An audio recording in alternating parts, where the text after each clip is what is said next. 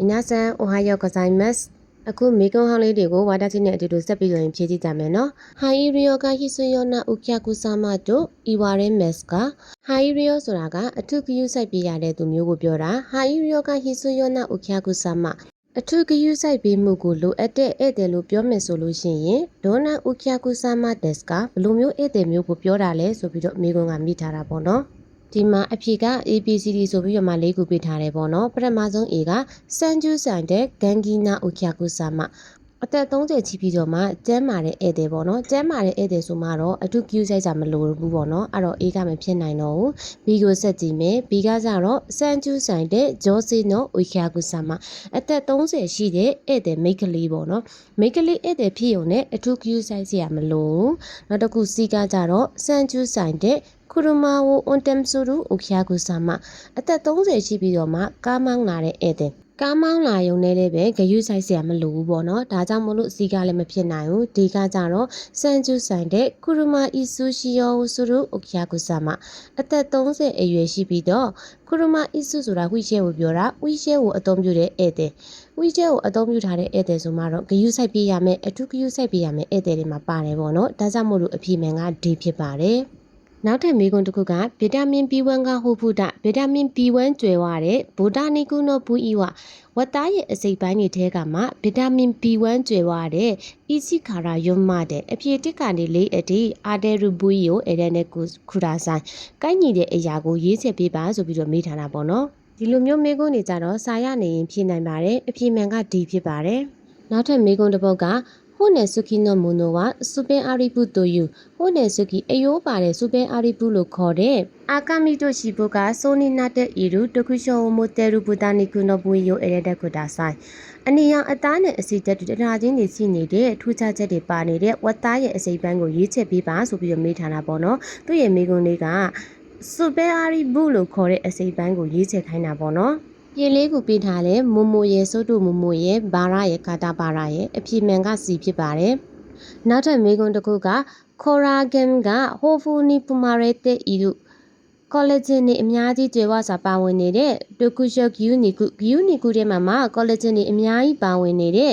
ဘူယီတိုအာဦးမိုနိုဟီတိုဆိုအဲ့နဲ့ကူတာဆိုင်ဂယူနီကူတဲ့ကကောလာဂျင်တွေအများကြီးပါတဲ့အစိပ်အပိုင်းတစ်ခုကိုရေးချက်ပေးပါဆိုပြီးတော့မေးထားတာပေါ့နော်။အဖြေလေးကိုပေးထားပါတယ်စာစမိရဲ့မှုနယ်ရဲ့တေဘရဲ့ခတ္တရဲ့ဆိုပြီးတော့မှအဖြေမှန်ကခတ္တဖြစ်ပါတယ်နောက်ထပ်မေးခွန်းတစ်ခုကခါကိုစာရတာစကနာနော်ခါကိုစာရတာစကနာဆိုတာကပြုပြင်မွမ်းမံပြီးသားငါးကိုပြောတာပေါ့နော်ပြုပြင်မွမ်းမံပြီးသားငါးရဲ့နာမည်တွေကမှာတဲ့ဒိုရဲစုဆိုတာကဘယ်အဆင့်ထိလှုပ်ဆောင်ပြီးပြီလဲဆိုတဲ့အရှိန်လေးတစ်ခုကိုပြောတာပေါ့နော်ဒိုရဲစုဆိုတဲ့အရှိန်လေးကတဲ့ဒိုနိုယောနာဂျောတိုင်းတဲ့အာရူနိုဒက်စ်ကဘယ်လိုမျိုးအရှိန်လေးနဲ့ကိုက်ညီပါတယ်လဲဆိုပြီးတော့မေးထားတာပေါ့နော်ခါကိုစာရတာစကနာဆိုတာကလည်းပဲဖက်စာအုပ်ထဲမှာပါပါတယ်အဖြေမှန်က C ဖြစ်ပါတယ်ဒိုရဲစုဆိုတဲ့အခြေအနေကဘယ်လိုမျိုးကိုပြောတာလဲဆိုရင်ခေါင်းတွေအဲဓာတွေနိုင်ဆိုးဆိုတဲ့အတွင်းကလေးစားတွေကိုဖယ်ရှားပြီးသားအခြေအနေတစ်ခုကိုပြောတာဖြစ်ပါတယ်ခါနဲ့ဆိုချောရီတဲ့အပူပေးချက်ပြုတ်တဲ့နီးလန်းရင်ထဲမှာဂေါဟန်နော်တာကီခတ်တာတို့ရှိတဲ့ထမင်းဆက်တဲ့နီးလန်းနဲ့ပတ်သက်ပြီးတော့အာတဲအင်တိုင်းခိုတာအဲဝါဒိုရီဒက်စ်ကမကိုက်ညီတဲ့အဖြေကဘယ်ဟာလဲဆိုပြီးတော့မိထားတာဖြစ်ပါတယ်ABCD ဆိုပြီးတော့မှအဖြေလေးကိုပေးထားတဲ့ထဲမှာသူကမမှန်တဲ့အရာမှားတဲ့အရာကိုရွေးခိုင်းတာပေါ့နော် A ကကြတော့မီဇူတို့ခွမဲနော်ရောနော်ဘာရမစုကိုမူရှိစုတို့ရေနဲ့ဆန်ရင်ပမာဏ balance ကိုမူရှိစုတို့ဆိုတာကမစင်စားဘူးလို့ပြောတာရေနဲ့ဆန်ကိုအဓိကထားပြီးချက်မှဖြစ်တဲ့အတွက်သူတို့ကို balance ညီအောင်တော့ထားရမယ်ဒါကိုမစင်စားဘူးဆိုတာတော့မဖြစ်နိုင်ဘူးပေါ့နော်ဒါကြောင့် A ကအဖြေမှားတယ်BCD ကိုဆက်ပြီးတော့မှဖတ်ကြည့်မယ်။ B ကကြတော့မီဇူကအိုးခဲတယ်ပါရဝရခါကြီးရေများသွားမယ်ဆိုလို့ချင်းဇန်ကထမင်းကပျော့သွားမယ်ပေါ့နော်။အကြောင်း B ကမှန်တယ်။ C ကကြတော့မီဇူကစကုနာကိုဆုတို့တို့ခါတာကြီးရေနည်းမယ်ဆိုလို့ချင်းထမင်းကမာသွားမယ်။ဒါကြောင့် C ကလည်းမှန်တယ်။ D ကကြတော့ Q2 ဟာဂျီတိုအီဂျောနော်အွန်ဒိုတဲ့60ဒီဂရီအပူချိန်နဲ့နီတူဘွန်ခါနေဆိုတို့မိနစ်20အပူပေးမယ်။ဒီကလည်းမှန်တယ်ပေါ့နော်။သူကမှားတဲ့အဖြေကိုရေးခိုင်းတာဖြစ်တဲ့အတွက်ကြောင့်မို့လို့အဖြေမှန်က A ဖြစ်ပါတယ်။ဂျော်ကီယိုစကာဦးရီယိုဒီနိုဟိုဟိုဘတ်ဒိုရီဒက်စ်ကဂျော်ကီဆိုတာကအငွေ့ကိုပြောတာအငွေ့ကိုအသုံးပြုပြီးတော့မှချက်တဲ့ဟင်းကဘယ်ဟာလဲဆိုပြီးတော့မေးထားတာပါ။ A ကကြတော့မုစုပေါင်းတာ B ကကြတော့အာခဲရုကြော်တာ C နဲ့ကြော်တာပေါ့နော် C ကကြတော့တာကုချက်တာရေနဲ့ချက်တာမျိုးကိုပြောတာ D ကကြတော့နီရုဆိုတာကပြုတ်တာရေနဲ့ပြုတ်တာပေါ့နော်အဲ့ဒါကြောင့်ဒီပေးထားတဲ့အဖြေလေးခုထဲမှာအဖြေ A ကကြတော့မုစုပေါင်းတာအငွေ့နဲ့ပေါင်းတာကိုပြောတာပေါ့နော်ဒါကြောင့်အဖြေမှန်က A ဖြစ်ပါတယ်အာအဲရုဒိုယူရီယောဒီဟိုဟိုရှောရီတဲ့တူရှိတဲ့အတုံးလို့ခေါ်တဲ့ဟင်းအနေနဲ့ပြောမယ်ဆိုလို့ရှိရင်အတက်အီရူမိုနိုမတူရီတက်ကဘယ်ဟာလဲဆိုပြီးတော့မိထားတာဖြစ်ပါတယ်အဖြေ A ကကြတော့ပိုတတိုဆာရတာပိုတတိုဆာရတာဆိုတာကအတုပ်တုပ်ရတာပေါ့နော် B ကကြတော့စူကူရမ်ဘူရူအေကုစူကူရမ်ဘူရူအေကုဆိုတာကကြက်ဥကိုကြော်ပြီးတော့ချက်တာကိုပြောတာ C ကကြတော့နီကုချကဆိုတာကအသားနဲ့အာလူနဲ့ရောချက်တာကိုပြောတာ D ကကြတော့တယ်ရီယာခိကကြတော့ကင်နာမျိုးကိုပြောတာပေါ့နော်ဒါကြောင့်မို့လို့အကိုက်ညီဆုံးအဖြေက A ဖြစ်ပါတယ်ပိုတတိုဆာရတာရှော့ကူကျူဒိုကုပိုရှိနီတိုရှိတဲ့အစာအစိတ်တင်တာကိုကာကွယ်တာနဲ့ပတ်သက်ပြီးမာချီကာတာမိုနိုဝါတိုရီဒက်ကမှားတဲ့အရာကဘယ်ဟာလဲဆိုပြီးတော့မေးထားတာဖြစ်ပါတယ်။ A ကကြတော့မာနာနိုနီကူယာဆာကာနာဝခီရူမာနာအီတာယအသားစိမ့်နဲ့ငါးစိမ့်တွေကိုဖြတ်တဲ့မာနာအီတာစိနီတုံးတွေနဲ့ဟိုလျှော်ဝဓားတွေကိုခနယ်ဆိုချီနိုင်တဲ့တာဘဲမိုနိုတို့အပူမပေးဘဲစားရတဲ့စားစရာပစ္စည်းတွေနဲ့တဲ့တုခုဘေဆိုချီတဲ့ဆိုကာဟုအသားစိမ့်ငါးစိမ့်တွေကိုလှီးတဲ့စိနီတုံးတွေနဲ့ဓားတွေကိုအပူပေးဘဲနဲ့စားရတဲ့အစားအစာတွေနဲ့သုံးမယ်ဆိုလို့ချင်းရင်တုခုပစ္စုနိတက်စီခွဲသုံးရမယ်လို့ပြောထားတာပေါ့နော်ဒါကြောင့်အဖြေ A ကမှန်တယ်သူကမှားတဲ့အဖြေကိုရွေးခိုင်းတာဖြစ်တဲ့အတွက်ကြောင့်မို့လို့ BCD ကိုဆက်ပြီးတော့ရင်ဖက်ကြည့်မယ်ပေါ့နော်ဒီကကြတော့ရှော့ကွင်းဟင်းဝအစားစရာပစ္စည်းတွေကိုဂျူးတိုဤကတဲ့ဟိုဆိုစုတု10ဒီဂရီဆက်စီရဲ့အောက်မှာတင်ထားရမယ်ဒါကြောင့် B ကလည်းမှန်တယ် C ကကြတော့နီမိုင်းကန်ကြောကန်တို့ဤအခုနှစ်ဖက်ပါတဲ့ခယူ9မျိုးနယ်ဝင်အမျိုးအစားတွေနဲ့နီကူနာတို့ဝအသားတွေကိုရှူးစင်းအွန်းတို့ကအပူပေးတဲ့အခါမှာတဲ့နာနာကျူးတို့တဲ့အပုံဤကြောခနဲ့ဆွဆွတို့80ဒီဂရီဆက်စီရဲ့နဲ့10မိနစ်နဲ့အထက်အပူပေးရမယ်ဆိုပြီးတော့ပြောထားတာပေါ့နော်အမှန်တော့ဒီအခုနှစ်ဖက်ပါတဲ့9မျိုးနယ်ဝင်တွေနဲ့အသားတွေကိုအပူပေးတဲ့အခါမှာ85ဒီဂရီဆက်စီရဲ့နဲ့အထက်10မိနစ်နဲ့အထက်အပူပေးရမယ်ပေါ့နော်ဒါကြောင့် C ကမှားပါတယ်ဒီကကြတော့ C နဲ့အတူတူပဲဟိုမှာသူက85ဒီဂရီဆက်စီရဲ့နဲ့10မိနစ်နဲ့အထက်အပူပေးမယ်ဆိုတော့ရင် D ကမှန်တယ်ဒါကြောင့်အဖြေမှန်က C ဖြစ်ပါတယ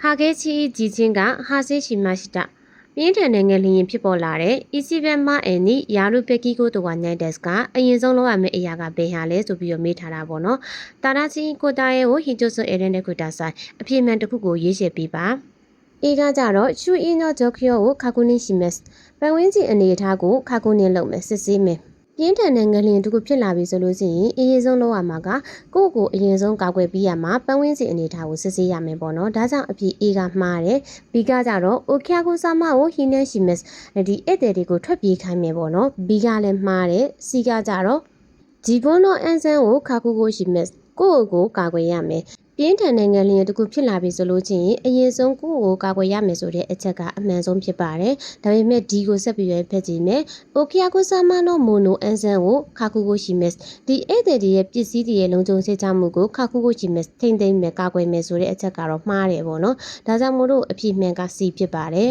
။ repeater ဝဒိုနာအိုကီယာကိုဆာမဒက်စ်က repeater ဆိုတာဒီဘယ်လိုမျိုးဧည့်သည်ကိုပြောတာလဲဆိုပြီးတော့ရင်မေးထားတာပါ။ ABCD အပြည့်လေးခုထဲကမှ B ကကြတော့ repeater ရဲ့ definition နဲ့ကိုက်ညီပါတယ်။ nan tomo ran tai suru okyakusama ဆိုင်ကိုအကြိမ်ကြိမ်ပြန်လာတဲ့ဧည့်သည်မျိုးကိုကြားလို့ရှိရင် repeater လို့ခေါ်ပါတယ်။ဒါကြောင့်မို့လို့အပြည့်မှန်က B ဖြစ်ပါတယ်။ okyakusama no mansoku ကိုခီမဲလူယောအင်တို့မာချီကာတဲ့ဣရုမိုတိုဝါတိုရီဒက်စ်ကဧည့်သည်ရဲ့စိတ်ကြည်နမှုကိုဆုံးဖြတ်ပေးတဲ့အကြောင်းရင်းနဲ့မကိုက်ညီတဲ့အရာမှားနေတဲ့အရာကဘယ်ဟာလဲဆိုပြီးတော့ရင်မေးထားတာပေါ့နော်။ ABCD ဆိုပြီးတော့မှအဖြေလေးခုထဲမှာ A ကကြတော့မီဆဲနော့ဖွန်အင်ကိဧည့်သည်ရဲ့စိတ်ကြည်နမှုထဲမှာဆိုင်ရဲ့အပြင်စင်နေတာကလည်းပဲအရင်အရေးကြီးပါတယ်ဒါကြောင့်မို့လို့ A ကမှန်တယ် C ကကြတော့ C ကဲဆိုကန်တန်ချင်းရေးပေါ့နော်ဆိုင်ရဲ့တန်ချင်းရေးကလည်းအရင်အရေးကြီးရဲ့ဒါကြောင့် C ကလည်းမှန်တယ် D ကကြတော့စိတ်ကြရာကိုစံပြစုဧည့်သည်ဝန်ဆောင်မှုကလည်းပဲအရင်အရေးကြီးရဲ့အတွက်ကြောင့်မို့လို့ D ကလည်းမှန်တယ် B ကကြတော့လျော်ဒီနောစီစီခိဟင်းတွေရဲ့ဘဝတုတ္တစာအုပ်ထဲမှာလည်းပါတယ်ပေါ့နော်ဧည့်သည်တွေရဲ့စိတ်ကြည်နေစေနိုင်မယ့်အချက်တွေထဲမှာဒီဒယောရီနောစီစီခိဆိုတဲ့အချက်ကမပါဝင်တဲ့အတွက်ကြောင့်မို့လို့အပြည့်မှန်က B ဖြစ်ပါတယ်အဲကဦးနော်စကူရီခတ်တာတို့ရှိတဲ့တရာစီကိုတာယောအရန်တဲ့ကူတာဆိုင်ပြုံးတဲ့အခါမှာပြုတ်လုတဲ့မှန်ကန်တဲ့နီလန်းကိုရွေးချယ်ပေးပါဆိုပြီးတော့မိထားတာပါ ABCD ဆိုပြီးတော့မှအဖြေလေးခုပေးထားတဲ့ထဲကမှအဖြေမှန်က D ဖြစ်ပါတယ်ဒါတွေကဖက်စာအုပ်ထဲမှာလည်းပါတာဖြစ်တဲ့အတွက်ကြောင့်မို့လို့ထွေးတူးမရှင်းပြတော့ဘူးเนาะအေးကောင်လုပ်တဲ့အခါမှာအဓိကအရေးကြီးဆုံးအချက်ကရာစာကြီးကိုကိုတို့ရဲ့မာဂျီရီယိုစာကဲတို့ဆိုတဲ့အချက်ကအရင်အရေးကြီးပါတယ်